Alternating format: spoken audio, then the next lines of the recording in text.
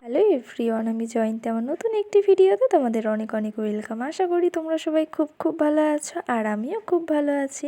তো আজ হচ্ছে গিয়ে সোমবার, আর এখন বাজে দুপুর 2টো। তো এখন থেকে আমি আমার ভিডিওটা স্টার্ট করছি, তো তোমরা দেখতে থাকো। আশা করি তোমাদের খুব ভালো লাগবে। তো আজ হচ্ছে গিয়ে মকর সংক্রান্তি, সবার বাড়িতেই পিঠে পায়েস হচ্ছে, তো আমাদের বাড়িতেও সেম। তো আজকে আমাদের বাড়িতে পিঠে বানানো হবে। তো আমি প্রথমেই নারকেল কুড়িয়ে নিলাম। তো স্নান করে খাওয়া দাওয়া করে নারকেল কুড়িয়ে নিয়েছি। আর এইখানে দেখো, এই যে আজকে আমি বানাবো হচ্ছে মালপোয়া। তো মা আর আমি মিলে আজকে পিঠে বানাবো। তো মা বানাবে পিঠে আর আমি বানাবো হচ্ছে মালপোয়া। তো চলো, মালপোয়া বানানোর জন্য কি কি লাগলো তোমাদেরকে একটু বলে দিই। 2 কাপ ময়দা নিয়েছি, 1 কাপ সুজি নিয়েছি, 2 কাপ চিনি, আর এখন দিয়ে দিলাম কোরানো নারকেলটা। তো এখন হচ্ছে গিয়ে ভালো করে একটু হাতার সাহায্যে মিশিয়ে নেব। তারপরে দিয়ে দেবো হচ্ছে গিয়ে একটু দুধ। এই যে দেখো, ভালো করে হাতার সাহায্যে মিশিয়ে নিচ্ছি। তো সমস্ত কিছু দিয়ে হাতার সাহায্যে ভালো করে আমি মিশিয়ে নিয়েছি। তারপরে এখানে দিয়ে দিলাম দুধ। তো দুধ দিয়ে ভালো করে এই যে দেখো হাতার সাহায্যে আবারও মিশিয়ে নিচ্ছি এগুলো, যাতে আর কি ময়দার দানা দানাটা না থাকে। তো মা বললো যে হাত দিয়ে কর, বেশি ভালো হবে, হাতা দিয়ে ভালো হবে না। তো আমি হাত দিয়ে ভালো করে একটুখানি মেখে নিয়েছি, যাতে ময়দার দানা দানাটা না থাকে, ময়দাটা ভালো করে আর কি মিশে যায়। তো তার কারণে ভালো করে হাত দিয়ে মেখে নিয়েছি। তো তারপর এটা 10 মিনিট রেখে দিয়েছিলাম। তো 10 মিনিট রাখার পরে দেখো ব্যাটারটা কিন্তু অনেকটা আর কি ঘন হয়ে গেছে। আর এখানে তারপরে দিয়ে দিলাম হচ্ছে একটু মৌরি। দেখো, দুবার করে একটু বেশি করে মৌরি দিয়ে দিলাম। তো মৌরিটা আর কি ওই মালপোয়ার মধ্যে পড়লে না বেশ ভালো লাগে খেতে। তো এই যে দেখো, বেশি করে মৌরি দিয়ে আমি কিন্তু এখানে ভালো করে একটু নেড়ে নিচ্ছি। তো এদিকে আমি ওভেনে কড়াই বসিয়ে দিয়েছিলাম, কড়াইটা গরম হয়ে গেছে। আর এখানে আমি এখন সাদা তেল দিয়ে দিলাম কড়াইয়ের মধ্যে। আর মালপোয়াটা আজকে একটুখানি শক্ত শক্ত খাবো, মানে খুব একটা না। আর এখানে একটু নুন দিয়ে নিলাম।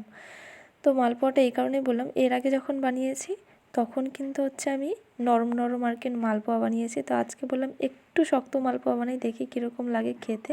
তো তার কারণে কিন্তু আমি 1 কাপ সুজি দিয়েছি। যারা একটু নরম মালপোয়া খেতে চাও তারা কিন্তু 1/2 কাপ সুজি দিলেই হবে। তো প্রথমে একটা বানিয়ে দেখলাম যে ঠিকঠাক আছে কি না। তো যাই হোক, দেখলাম গোলানোটা একদম ঠিকঠাক আছে। তো তারপরে হচ্ছে কি এখানে দেখো আবারও কিন্তু পরপর দিয়ে দিচ্ছি। তো 3টে মালপোয়া কিন্তু একবারে হয়ে গেছে এখানে। তো আমার তো বেশ ভালো লাগছে। তো আজকে একটুখানি শক্ত শক্তই মালপোয়া বানাবো। তো এর আগে তো নরম খেয়েছি, তো আজকে ভাবলাম একটু শক্ত মানে খুব একটা শক্ত হয়নি। এই দেখো, এই মালপোয়াটা কিন্তু আমি একটাই দিয়েছি। তো কড়াইটা একটু ছোট হয়ে গেছে বলে ভাবলাম যে একটা একটা করেই দিই আর কি মালপোয়া।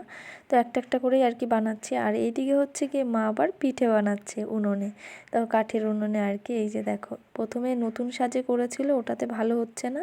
আর মা তো এই পুরনো সাজটা আর কি ছাড়তেই চায় না, এত ভালোবাসে। এটাতে খুব সুন্দর পিঠে ওঠে। এই যে দেখো, প্রথমে নতুনটাতে দিয়েছিল, ভালো করে পিঠেটা ওঠেনি। তো তারপরে কিন্তু পুরনো সাজে খুব সুন্দর পিঠে উঠেছে। এই যে দেখো, এটা কিন্তু অনেকটা ভেঙে গেছে, তাও কিন্তু মা এটা আর কি ফেলে দেয় না, বলে এটাতেই খুব সুন্দর পিঠে ওঠে। আর দেখো, পরপর কিন্তু আবারও পিঠে দিয়ে নিচ্ছে। এখানে মা আর বোন মিলে পিঠে বানাচ্ছে, আর ঘরে ওদিকে আমি হচ্ছে মালপোয়া বানাচ্ছি। তো আজকে হবে মালপোয়া আর পিঠে। তো মাকে বললাম খুব একটা বেশি কিছু করার দরকার নেই, শুধু পিঠে বানাও আর মালপোয়াটা আমি করি, তাহলেই হয়ে যাবে। তো সাজের পিঠে কিন্তু গরম গরম গুড় দিয়ে খেতে বেশ দারুণ লাগে। তো যাই হোক, আজকে কিন্তু গুড় দিয়ে খাবো না, আজকে হচ্ছে গিয়ে এই পিঠেগুলো ভেজাবে। তো এই পিঠেগুলো হচ্ছে গিয়ে ভেজানো হবে। তো ভেজানো পিঠে খেতেও কিন্তু বেশ সুন্দর লাগে। তো আমার তো বেশ ভালো লাগে মানে ভেজানো পিঠে খেতে। তো যাই হোক, মা ওদিকে পিঠে ভাজছে আর তোমাদেরকে মালপোয়াগুলো একটু দেখিয়ে দিয়ে, যে দেখো আমার মালপোয়া বানানো কিন্তু কমপ্লিট হয়ে গেছে। তো আজকে কিন্তু একটু শক্ত শক্ত বানিয়েছি, মানে খুব একটা শক্ত না, মানে হালকা আর কি। তো তার কারণে আমি সুজিটা বেশি করে দিয়েছি। তো গরম গরম সবাইকে কিন্তু দিয়ে দিয়েছি। তো খুব একটা শক্ত লাগছে না, হালকা আর কি। দেখো, বোন এখানে খাচ্ছে আর চিকুও খাচ্ছে। চিকু কিন্তু বেশ ভালো খেয়েছে। আর এখানে দেখো, আমি কিন্তু রান্নাঘরে এসে এটা একটুখানি জাল দিয়ে নিচ্ছে। তো বললাম যে ভেজানো পিঠে হবে, তো এটা একটুখানি মার আর কি বাইরে পিঠে বানানো হয়ে গেছে, আমি একটু ঘরে এসে গ্যাসে একটুখানি এটা জাল দিয়ে নিলাম। তো ফাইনালি কিন্তু পিঠে বানানো কমপ্লিট হয়ে গেছে। আর এখন হচ্ছে গিয়ে টেস্ট করার পালা। তো চলো এখন একটুখানি টেস্ট করে নিই। আর মা বানিয়েছে পিঠেটা, এটাও কিন্তু খুব সুন্দর হয়েছে। তো কালারটা এরকম হয়েছে কারণ হচ্ছে গুড় দিয়েছে, তো তার কারণে ভেজানো পিঠের মধ্যে গুড় দিয়েছে, তার কারণে এরকম কালার হয়েছে। তো চলো, আজকের ভিডিওটা এখানেই শেষ করছি। তো ভিডিওটি যদি তোমাদের ভালো লেগে থাকে, লাইক কমেন্ট শেয়ার আর সাবস্ক্রাইব করে দিও। নতুন একটি ভিডিওতে আবার তোমাদের সাথে দেখা হচ্ছে। ততক্ষণ অবধি সবাই সুস্থ থেকো, ভালো থেকো, সবাইকে টাটা।